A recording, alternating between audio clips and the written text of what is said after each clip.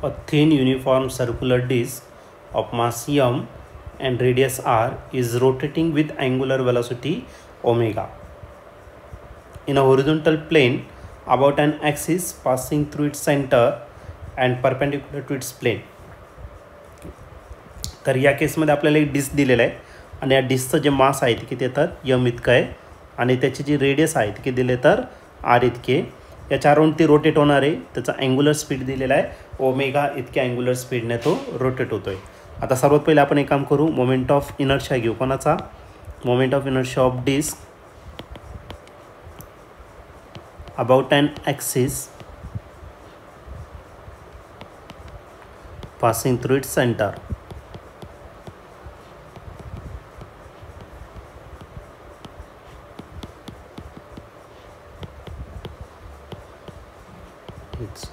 तर moment of inertia डिस्कचा जर घेतला त्याला आय घेऊ आणि याचा मोमेंट ऑफ इनर्शिया किती राहणार M R square divided by 2 इतका. याला आपण इक्वेशन 1 कन्सिडर करू.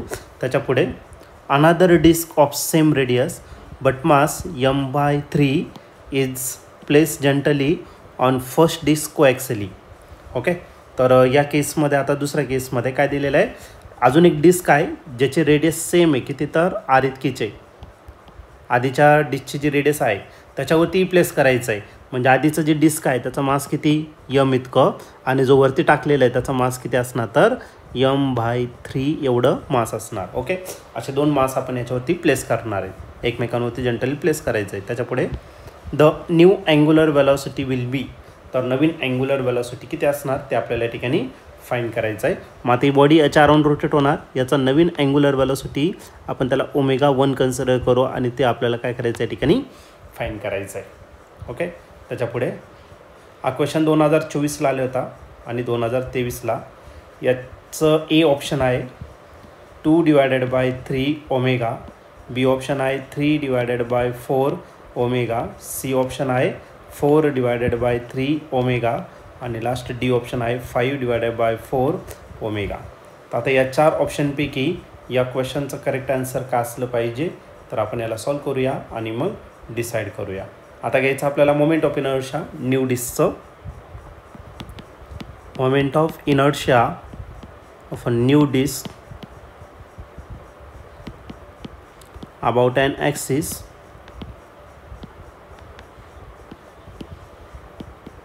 passing through its center.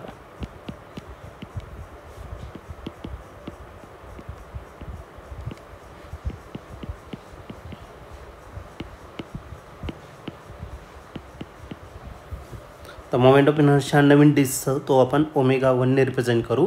याचा फॉर्म्युला mr², पण यम तुम्हाला ही दोन्ही घ्यावं लागेल. हे बघा ही दोन, मग या दोघांची काय करावं लागेल आपल्याला ॲडिशन. मग यम कोणता असणार आहे तर यम प्लस किती तर m/3. ओके, आणि पुढे काय राहिलं आर रेडियस तेवढीच आहे, r² तसाच आणि डिवाइड काय राहिला 2. आता याला काय करायचं आपल्याला सिम्प्लिफाईड करायचं आहे. ओके, तर I1 मी तसाच लिहिणार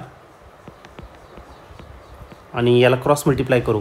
क्रॉस मल्टिप्लाय जर केलं तर 3m + m डिवायडेड बाय काय असणार 3 × r² आणि टोटल डिवायडेड बाय किती 2. परत याला आपण काय करू सिम्प्लिफाईड करू. मग I1 किती भेटणार 3m + m किती 4m,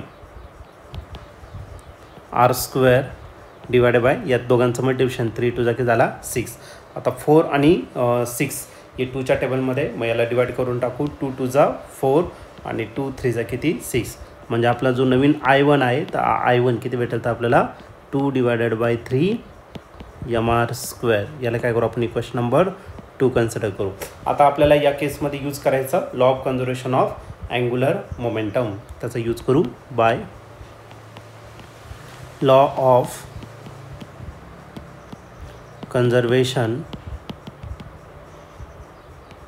of angular momentum. Law of conservation of angular momentum.